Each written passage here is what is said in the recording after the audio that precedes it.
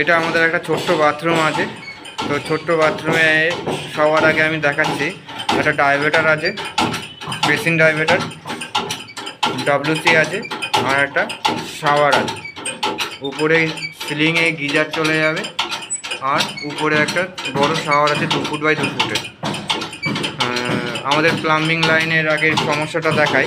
Plumbing লাইনের সমস্যা এই হয়েছিল যে প্রথমে আমাদের এইখানটা দেখছেন অনেকটা কাটা আছে, তো এই জায়গাটা আমাদের আরও 6 ইঞ্চি শিফট করা হয়েছে।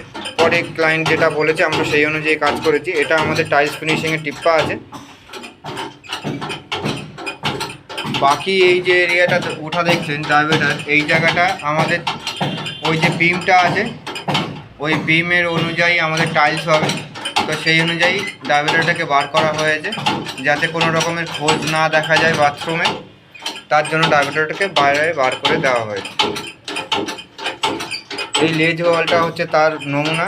এখান থেকে সিভিল মিস্ত্রি প্লাস্টার গাঁথনি তুলবে, তারপরে মার্বেল মিস্ত্রি এটাকে ফিনিশিং দেবে। এই গাঁথনিটা টোটাল চলে আসবে আপনার বেসিন এরিয়া পর্যন্ত। টোটাল ডাব্লিউসির হাইট, ডায়ামিটারের হাইট অনুযায়ী এটা উঠবে। তারপরে উপরে আপনার কিছু নিশ তৈরি হবে।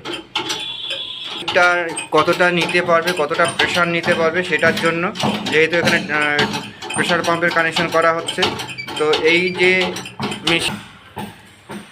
5-এর ঘরে আছে 0 থেকে 10, তার মাঝখানে 5, তো 5-এর ঘরে আছে। এইভাবে আমরা 20 মিনিট রেখে দেব, তারপরে এটাকে ডাউন করব যাতে পাইপের কোনো অসুবিধে না হয়।